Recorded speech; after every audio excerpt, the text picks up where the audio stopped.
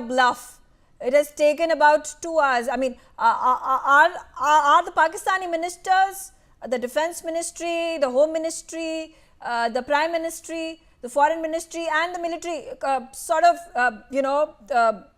not on the same page? How are they working? I mean, it clearly shows the kind of chaos that the Pakistan polity and the military establishment is right now encumbered with. I do not want to. I do not want to sound wrong or mean, but then recently, the Pakistan Defense Minister definitely, I think, is turning out to be my favorite comedian these days. We already know the number of bluffs and the horrendous statements he's made on international media. So yeah, so I just hope nobody feels bad. But then this is just my view.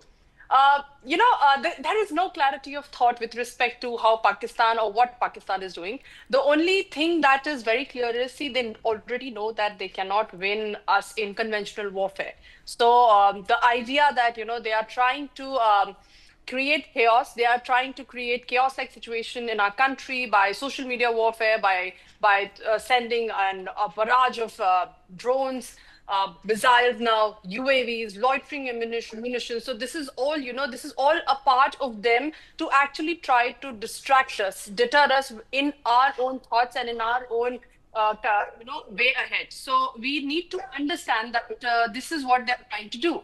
So now the one thing that we need to understand is what Virender sir has said, Colonel Virender has said, is that social media narrative. It's a very, very big, it's a new front line with respect to modern conflict, and we need to control the narrative here.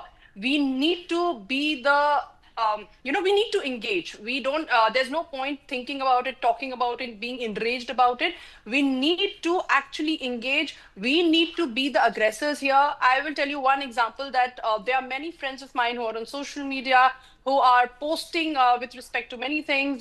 Their posts supposedly are not following so-called Instagram guidelines, etc., etc. So you can understand that how their social media, I mean, their warriors are so active that there would be some mass reporting happening, that so many posts of so many Indian people, influencers, defense analysts, experts are actually coming down. What are we doing about it? So, we need to have what Virender sir said, our army of social media warriors ready, and our social media game needs to up the ante. We really need to do, and our news media is doing an excellent job. I am just urging the citizens that believe your media. They are working for you. They are not working against you. But Gautam, again, what is unfortunate is that, when you open up the BBC and you open up the CNN websites and open up their news channels, their headlines remain constant, and that has remained constant for the last 3 days, that India and Pakistan accuse each other of firing missiles at air bases as conflict intensifies. I have not seen any headline putting out those pictures of the terrorists with the Pakistani generals and the full state honors and the Pakistani flag on the coffins of the terrorists that have been downed by India in the anti-terror strikes that happened on May 7th. Why are these pictures not available on international media? Why is it that Reuters is not writing a page talking about the Pakistani fake propaganda machinery completely getting dismantled by its foreign minister himself, by his defense minister himself?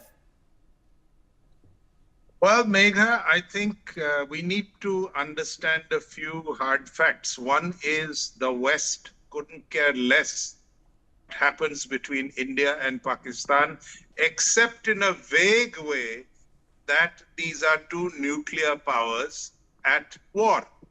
Now, whether we call it calibrated retaliation or whatever, for them, it is the only concern is, okay, these are nuclear powers. What will happen if they really let rip? So on the one hand, they don't care about India and Pakistan. They don't care to go into the detail of whether these are terrorists or state actors. What is important is for us to absorb that Pakistan has dropped the entire charade of calling them non-state actors, of saying they are terrorists, we are not involved, etc. Now they have demonstrated on TV that these are our warriors, these are our state assets, and we have gone to war to defend them and to avenge the damage done to them. So Okay, that's one. I will Second have part. to interrupt you over